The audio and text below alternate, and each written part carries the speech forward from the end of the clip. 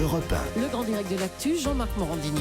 Il y a 10 ans, notre invité infiltrait pendant plusieurs semaines les milieux islamistes qui prospéraient déjà à l'époque dans la commune de Molenbeek en Belgique. Elle est partie vivre dans cette commune de Bruxelles en se faisant passer pour une étudiante en sociologie. Elle publie un livre qui s'appelle « En immersion à Molenbeek », l'enquête qui aurait dû nous alerter. Infraï, bonjour. Bonjour. Merci beaucoup d'être en direct ce matin avec nous dans ce studio. C'est vrai que vous y étiez allé il y a 10 ans à Molenbeek. Qu'est-ce que vous vouliez voir à l'époque ? C'était en 2005, j'avais écrit des articles, une série des articles pour le journal Het Nieuwsblad, un journal flamand. Et comme vous dites, je me fais présenter comme étudiante en sociologie, mais en fait, j'étais une journaliste. Et à cette époque-là, déjà, il y avait des rumeurs, des signes d'alerte qu'il y avait un problème de radicalisation, surtout entre les jeunes. Et c'était pas si difficile pour trouver. Donc j'ai trouvé des livres, des publications, des manifestes, des pamphlets pour faire le djihad avec de l'info très concrète. Qui diffusait cette information auprès des jeunes ? C'était facilement à trouver dans les mosquées, dans les associations, dans les librairies. Et ça, c'était il y a 10 ans. Il y a 10 ans, vous avez raconté ça, vous avez expliqué ça. Et finalement, personne ne s'est inquiété. Il n'y a pas eu de suite derrière ? C'était pas seulement ça. Il y avait aussi des imams qui faisaient des prêches, qui disaient à cette époque-là déjà qu'on doit faire le djihad vers l'Afghanistan. C'était à cette époque l'Afghanistan, la Tchétchénie, l'Irak. Et j'ai parlé avec beaucoup des jeunes dans les rues, dans les métros, qui me disaient qu'ils étaient approchés par des recruteurs pour aller faire le combat.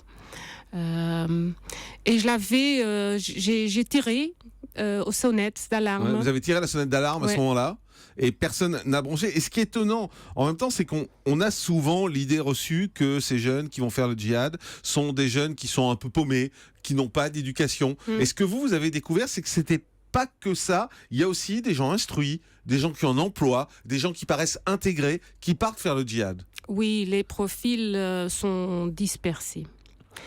Mais à cette époque-là, je parle de 2005, dans les rues, dans les métros, dans les associations, c'était surtout des jeunes qui n'étaient pas vraiment bien éduqués, qui n'avaient pas vraiment une perspective. Aujourd'hui, ça a un peu changé. Le profil a changé. Aujourd'hui, on est vers des gens plus cultivés. Exactement. Mais comment expliquer que cette commune, Molenbeek, soit le cœur, et en tout cas l'un des centres où il y a le plus de recrutement, le plus d'activité, le plus de radicalisation ? Pourquoi là-bas particulièrement ? C'est difficile à dire, mais c'est des questions.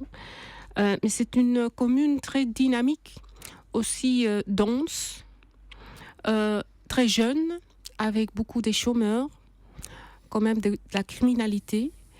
Et moi, déjà à cette époque-là, je parlais d'un enclave, un enclave islamique. Mais comment on a pu laisser se construire cette enclave islamique ? Il y a des vraies responsabilités quand même, parce que il y a les jeunes, il y a ceux qui prônent le djihad, et puis il y a des responsabilités politiques. Il y a quand même des gens, puisque vous l'avez vu il y a 10 ans, il y a quand même des gens qui ont laissé cette enclave islamiste prospérer. Il y avait des signaux très clairs, signaux d'alarme, d'alerte, et je crois qu'on n'a pas voulu le voir. Pourquoi ? On avait peur ? C'est la peur, oui, la peur de la peur. La peur d'être politique incorrecte. Il y a Philippe Moreau qui a été le maire jusqu'en 2012, qui est sous les feux des critiques en Belgique, maire de Molenbeek, pour avoir laissé faire. Et il dit, lui, que ce n'est pas sa faute, qu'il n'avait pas senti les choses. Oui, je sais. Il a dit, il y a 10 ans, il a dit que c'est exagéré, que je cherchais de la sensation. Que j'avais pas tort, que j'avais pas raison. On voit maintenant ce qui est le résultat. Il a dit aussi que j'étais manipulée par les jeunes de la rue. Je me demande maintenant, c'est qui est manipulé par qui ? Dans votre livre, vous parlez des jeunes que vous croisez parce qu'on essaie de comprendre. C'est important pour nous qui sommes à l'extérieur d'essayer de comprendre ce que vous ont dit ces jeunes, ce que vous avez vécu. Et ils vous disent, mais qu'est-ce qu'on irait faire à l'école? De toute façon, on ne trouvera jamais de travail. Alors pourquoi on irait étudier? Il y a un sentiment très fort entre ces jeunes-là de n'être pas acceptés par la société. Un sentiment de déconnexion. On a le racisme, la discrimination, sans doute. Si on va solliciter avec un nom étranger d'origine arabe ou d'origine musulmane, c'est difficile de trouver. Mais ça n'explique pas la radicalisation, ça. On comprend, on peut comprendre une colère, on peut comprendre un sentiment de malaise, mais ça n'explique pas la radicalisation. La radicalisation est multidimensionnelle, a beaucoup des dimensions, des aspects. Donc, on ne peut pas seulement dire que c'est à cause de la racisme ou de la discrimination. C'est un phénomène mondial. Donc, il y a d'un part le sentiment d'être exclu, mais aussi il y a un part le sentiment de l'injustice. Il y a de l'injustice dans des parts du monde, comme au Moyen-Orient. La Palestine joue un rôle, la Syrie, l'Irak. Donc les jeunes le sentent comme l'injustice. Le monde regarde et ne réagissent pas. Ouais. Donc ils veulent eux réagir. Ils veulent prendre leur destin en main et prendre leur avenir en main. C'est un sentiment d'impuissance qu'ils veulent changer. Infraïd, on entend beaucoup dire que finalement la réponse à cette radicalisation, c'est l'intégration. C'est parce que ces jeunes ne sont pas bien intégrés. Et je crois que vous pensez qu'il n'y a pas que ça. C'est pas que l'intégration qui va pouvoir arrêter ça. Non, il y a beaucoup des aspects. Il y a, je crois, plus dans une politique d'acceptation.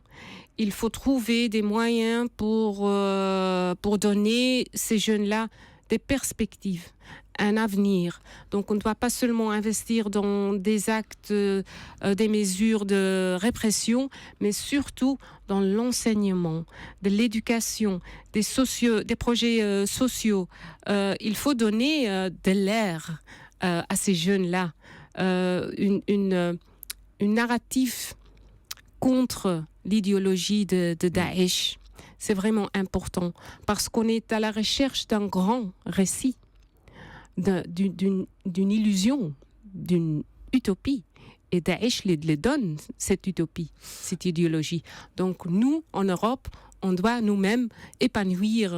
On n'arrive pas à leur donner d'espoir. Ils n'ont plus de but, ils n'ont plus d'espoir en fait. C'est ce que vous nous expliquez. Alors que Daesh leur donne un but, même si c'est le but qu'on connaît, mais il leur donne un but, un espoir et le sentiment d'être utile dans la société d'aujourd'hui. Infraï, une dernière question. Comment réagissent les gens de Molenbeek, vous le savez, depuis ce livre, depuis que vous donnez des interviews sur ce qui se passe là-bas? Vous avez eu des menaces? Comment ça se passe pour vous? À cette époque-là, c'était dur. Il y avait toute une polémique. D'un part, il y avait des gens qui disaient que j'ai exagéré. Et d'un autre part, il y avait entre les musulmans la réaction qu'ils me disaient franchement, vous avez raison, mais c'est trop tôt pour le dire. On ne peut pas le dire. Et on ne peut pas le dire, et on ne peut pas le dire en public. Et aujourd'hui, vous êtes menacé? Non, aujourd'hui...